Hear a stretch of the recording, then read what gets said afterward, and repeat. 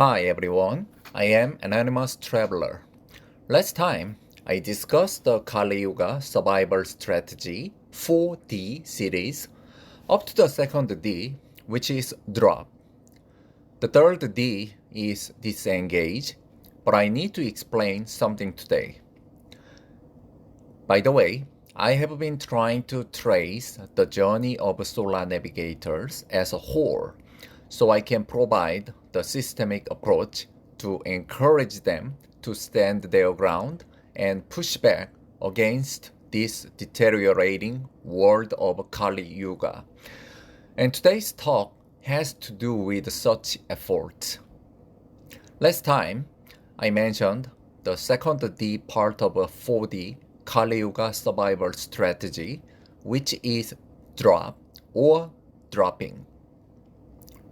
Also, I mentioned that the part of such process can be considered as a changing of a bloodline or lineage.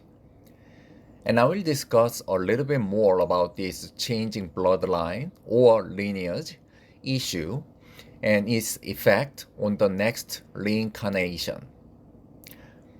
Like I said before, when a person who still has a higher impulse in this time of deterioration or collapsing, i.e., Kali Yuga, the person still has a possibility of changing the bloodline or lineage with a great or heroic effort.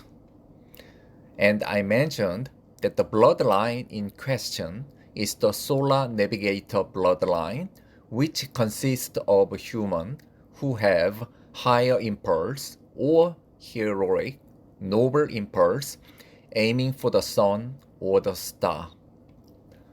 Among those who are listening to this broadcast, there are some people who successfully changed their bloodline before his or her current lifetime. And when those successors of the noble bloodline returned to this world after the physical death, there are some signs and symptoms indicating their true bloodline. By the way, changing the bloodline is not equal to become the master of inner void and outer void. I already discussed the issue previously about the attainment of becoming the master of inner void and outer void. So if you are interested in this subject, please check out my previous videos on the issue. By the way, in this time of Kali Yuga, those who changed their bloodline are superior to the vast majority of human race.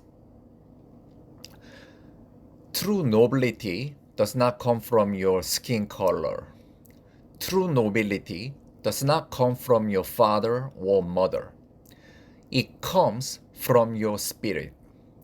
It means your spirit, time to time, reflects the lightning or the shining or the blaze of the divine spark.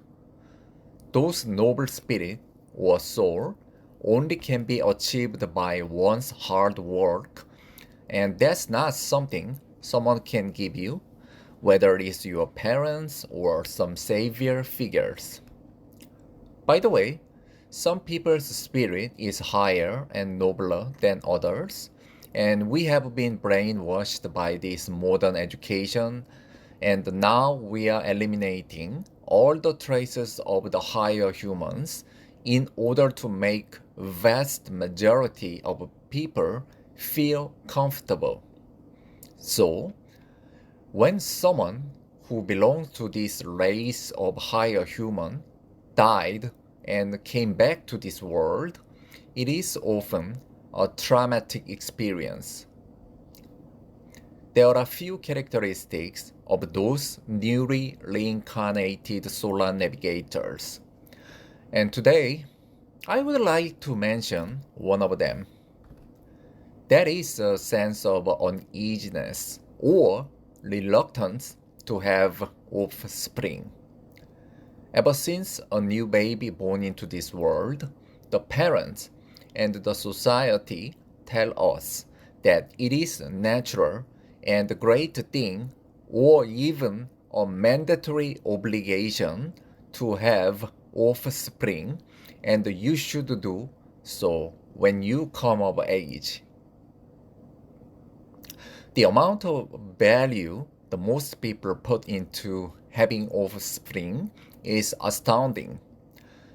However, there is some level of discomfort or uneasiness in the mind of new solar navigators regarding the issue. The main problem is the newborn solar navigator could feel a sense of higher impulse or noble impulse within himself or herself time to time, yet soon realized that most people do not have such impulse. The new solar navigators feel out of place in this world. This sense of being in out of place would follow him or her entire life. So as a general rule, solar navigators are very reluctant to jump in the bandwagon of getting married and having offspring. For solar navigators, this reluctance is originated from the fact that in their previous life, the solar navigators touched the moment where his or her spiritual identity becomes one with the higher race of human, the solar navigators. The one whose life is dictated by the higher impulse are like an alien in a human form in this time of Kali Yuga.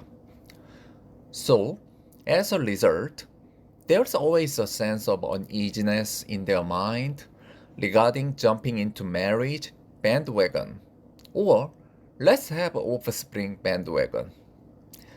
Even if they decided to get married, their approach is much more serious than the general public.